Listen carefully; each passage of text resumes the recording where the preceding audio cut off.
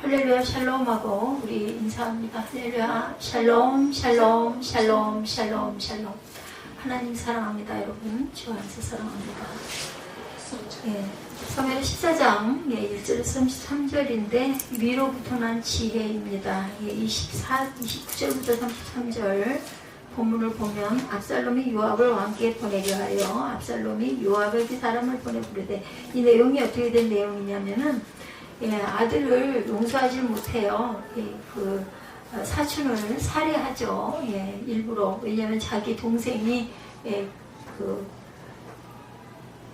좋지 못한 일을 겪어요. 그죠? 그러다 보니까 이게 한 3년여 정도 압살롬의 마음속에 그 화가 담겨가지고 이걸 어떻게든지 복수를 하려고 압살롬이 마음으로 벼르고 있었어요. 게다가 그 지금 우리나라로 말하면은 세자예요. 세자. 그 왕이 그 왕자가 그 암논이죠.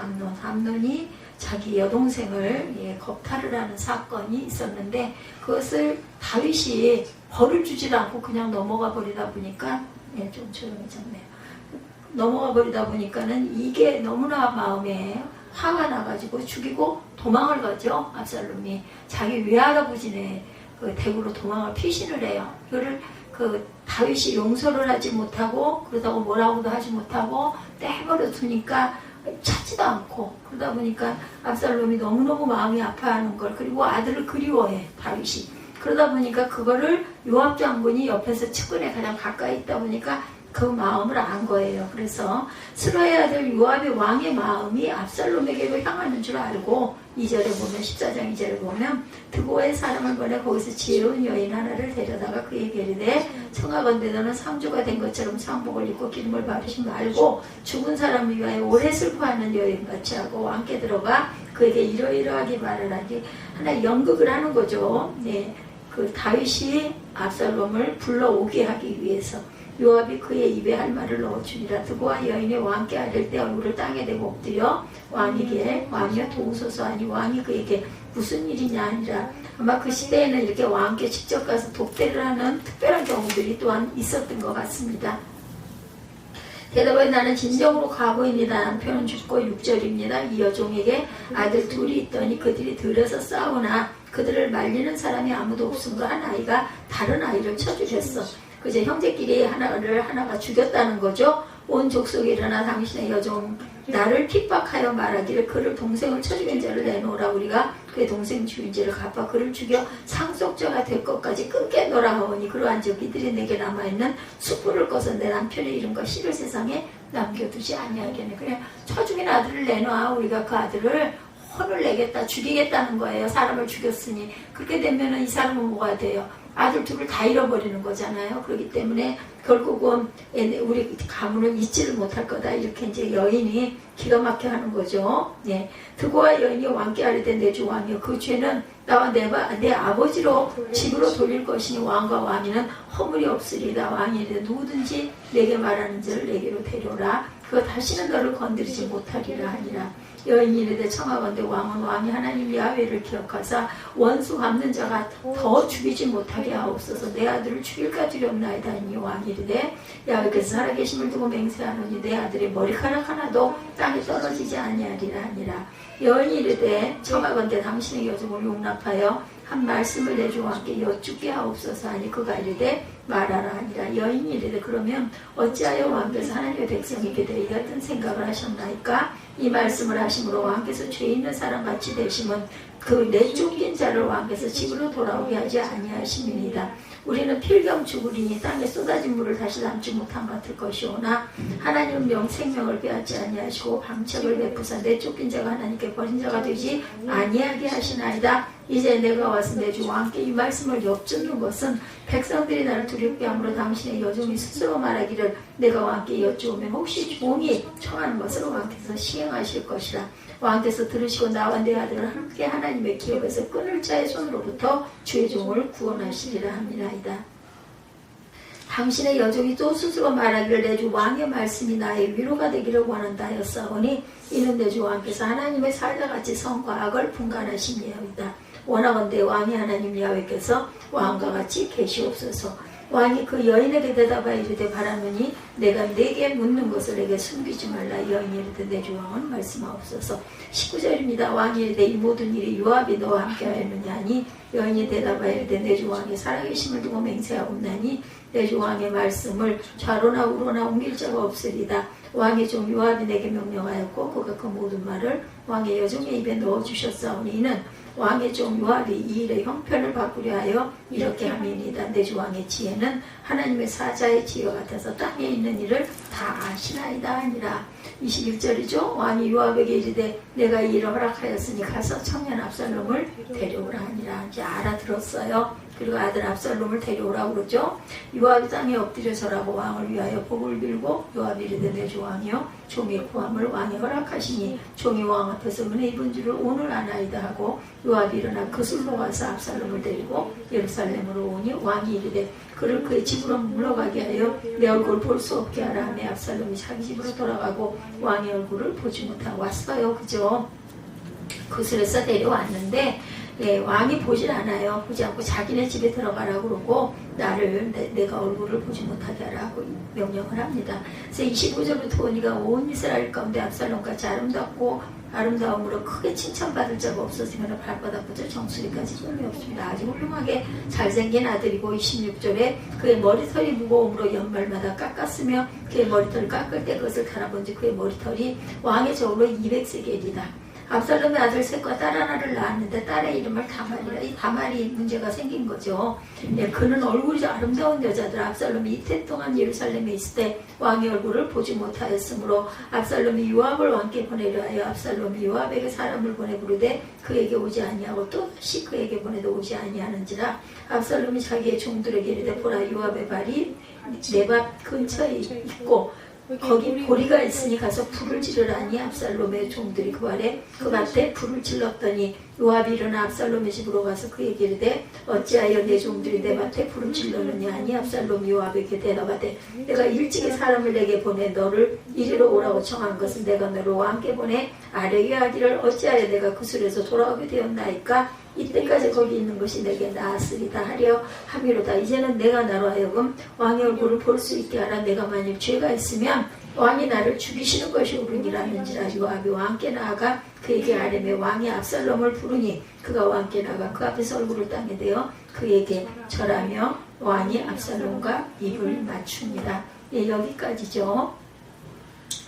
다말이 이렇게 강간을 당함으로 인해서 압살롬이 암놈을 죽이는 바람에 왕세자를 죽인 거죠. 그래서 도망을 갔다가 가까스로 이러한 누구예요? 요압 장군의 어떤 각본이죠. 하나 연극을 꾸며가지고 다윗이 깨달아 알게 해서 돌아오긴 했는데 그런데도 아들 얼굴을 볼 수가 없는 거죠. 살인을 했는데 그거를 아무런 벌을 주지 않았기 때문에 이런 이야기. 그래서 결국은 또다시 아버지를 뵙지 못하니 차라리 내가 죽는 게 낫겠다. 나를 아버지 다윗이 나를 보게 해라. 만약에 그게 안 된다면 왕의 얼굴을 볼 수 없다면 나를 죽이시는 것이 옳다라고 얘기하죠. 요압이 왕께 가서 아뢰되 왕이 압살롬을 부르고 왕께 나가 그 앞서 얼굴을 땅에 대어 그에게 절하며 왕이 압살롬과 입을 맞추며 화해를 하기는 했어요. 그런데 그 후에도 압살롬이 자기를 위하여 본거와 말들을 준비하고 호위병 50명을 그 앞에 든단지 예루살렘 평에 들어온 거죠. 그래가지고는 그때부터는 이제 자기 세력을 굉장히 키우는, 그래서 결국은 뭐예요? 아버지를 쫓아내는 반역을 일으키는 그런 내용들이 그 이후에 이루어집니다. 우리가 그 구약을 잘 안 보았기 때문에 제가 한번 쭉 저도 다시 한번 확인하느라고 한번 처음부터 쭉 읽어봤어요. 세상의 지혜를 따라가지 말라. 교훈을 한번 어떤 교훈을 우리가 본받아야 될 건지, 겉으로 볼 때는 지혜롭게 보이나 실상은 세상의 지혜로 행하는 세 사람을 발견하게 됩니다. 첫째는 요압이죠. 요압은 다윗이 그슬 땅으로 망명을 가 있는 압살롬을 매우 보고 싶어하는 모습을 보죠. 어떻게 해서든지 압살롬을 이스라엘 땅으로 돌아오게 해서 하세 마음을 위로하고 싶었던 거예요.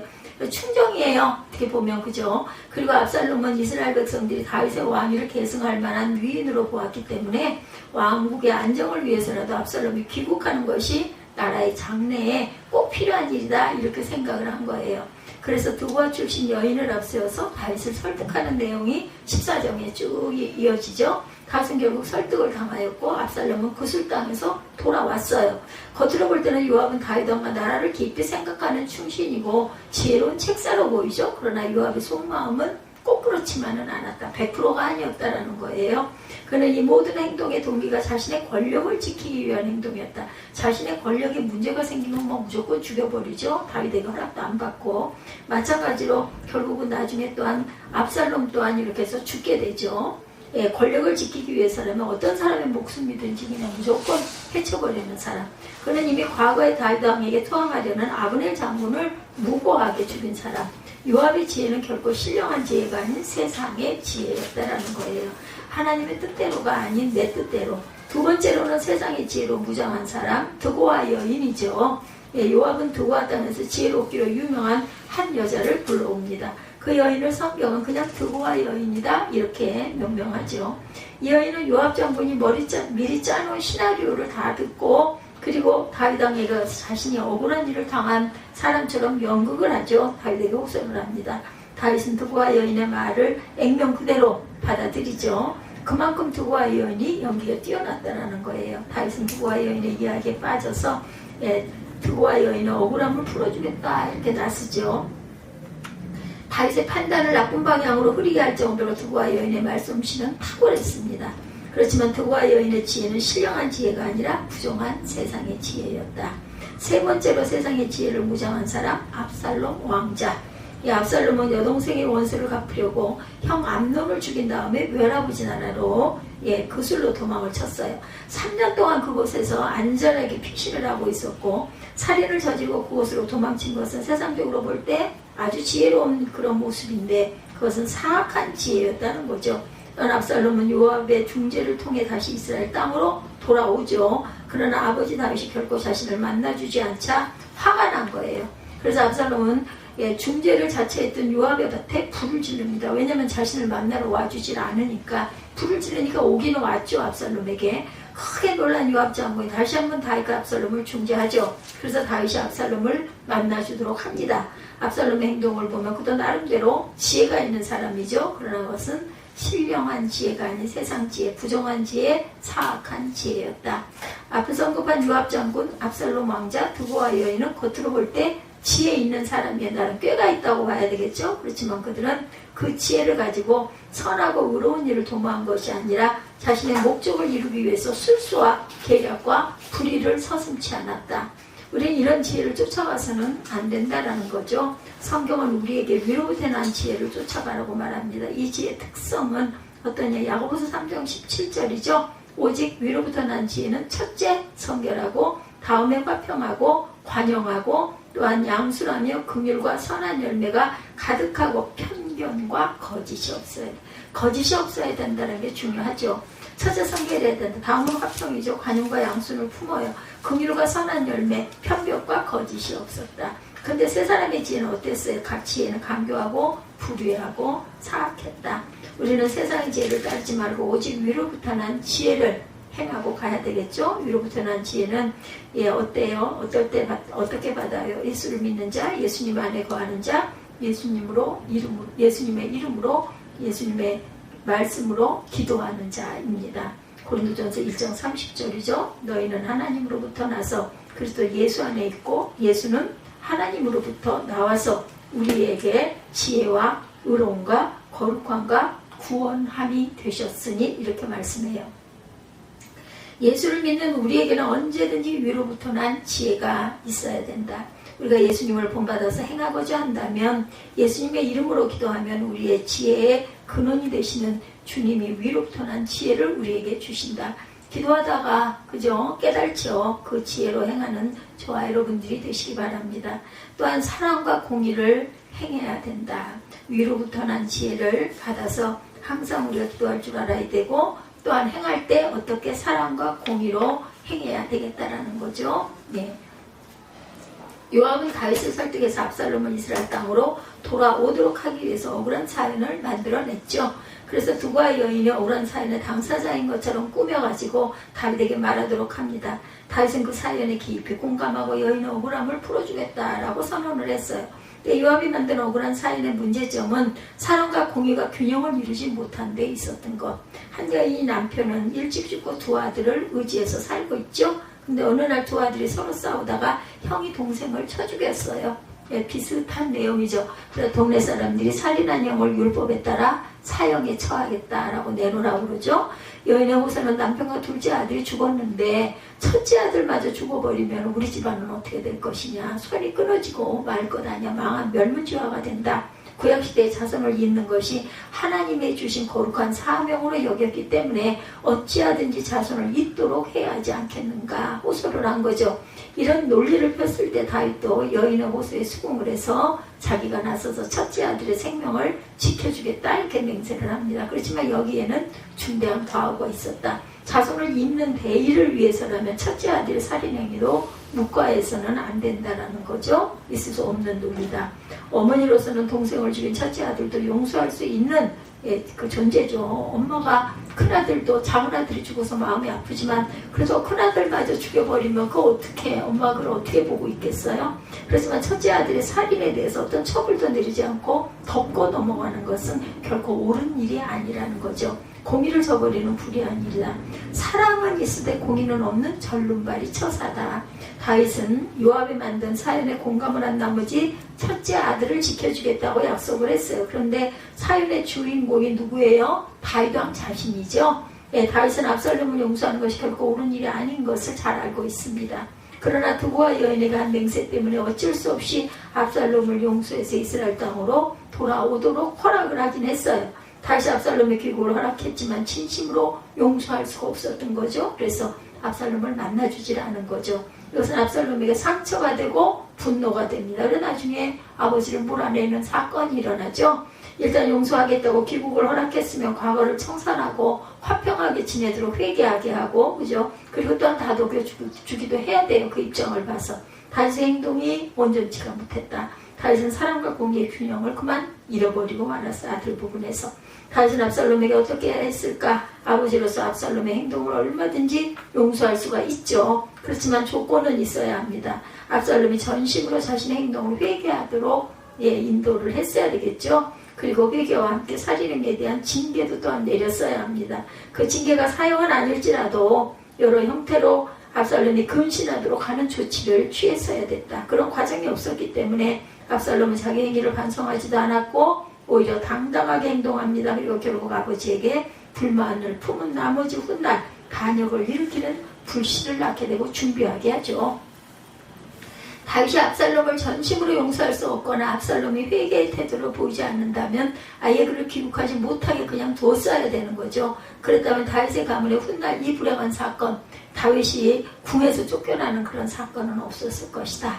다윗은 바세바의 사건 이후에 이전에 그가 보여주었던 사랑과 공의의 균형을 그만 잃어버렸어요. 자기가 잘못했기 때문에 바세바로 인한 잘못했죠. 우리아를 죽였으니까. 그렇죠. 하나님 우리에게 사랑과 공의의 균형을 이루셨습니다. 하나님의 사랑은 죄로 타락한 우리를 용서하기를 원하셨고, 그렇지만 하나님이실지라도 죄인된 우리를 용서하시려면 어떻게 해야 돼요? 우리가 지은 죄에 대한 대가를 지불해야 했기 때문에 하나님의 공의는 우리 죄를 위하여 독생자 예수 그리스도를 내주셨어요. 십자가에 못 박고 돌아가게 하고 죽게 하고 그리고 다시 부활을 시키셨죠. 십자가에서 피 흘려 죽으심으로 우리 죄의 대가를 지불하셨고 공의를 지키시고 행하신 거죠.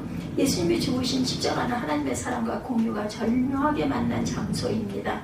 하나님 우리가 지은 어떤 죄라도 용서하시지만 우리가 전심으로 죄를 회개할 때 죄를 용서해 주신다. 회개가 따르지 않는 용서는 다시 불의를 일으키기 때문이라는 것. 시편 85편 10절입니다. 인애와 진리가 같이 만나고 의와 화평이 서로 입맞추었으며 이렇게 말하고 있어요. 그럼 우리는 사랑과 공의의 균형을 잃지 말아야 되겠다. 위로부터 난 지혜, 하늘의 지혜의 특성은 사랑과 공의가 균형을 이룬다. 우리는 범사의 사랑으로 행하되 단지 정에 이끌려 공의를 저버리면서까지 용서하고 편의를 봐주고 눈 감아주는 것은 옳지 않은 일이다. 훗날 그 행동은 부메랑이 되어서 다윗처럼 불행한 대가를 치르게 된다는 것. 오늘 본문에서 세상의 지혜, 불의한 지혜, 강교한 지혜를 행하는 세 사람을 우리가 봅니다. 그들과 같은 지혜를 행하지 말고 위로부터 난 지혜, 신령한 지혜를 받아서 공의롭게 행하고 나아가야 되겠다. 그리스도 안에 있는 자에게는 이런 지혜를 주신다고 약속을 하고 계시죠. 요압과 다윗은 공의 압살롬을 용서하는 과정에서 사랑과 공의를 온전히 이루지 못했고 그 사랑과 공의의 균형을 이루신 하나님처럼 항상 온전한 사랑과 공의로 실천해 나가고 위로부터 난 지혜를 온전히 받아서 아버지 세상에서 우리 주변에 있는 많은 사람들에게 그것을 본을 보이고 또한 어떤 문제가 있었을 때 주님의 말씀 속에서 답을 얻고 기도하며 사랑과 공의를 실천해 나가는 하나님의 마음을 담는 주님의 사랑을 담는 저와 여러분이 되시기를 주님의 이름으로 축복합니다. 결단하시고 축도로 예배를 마치도록 하죠.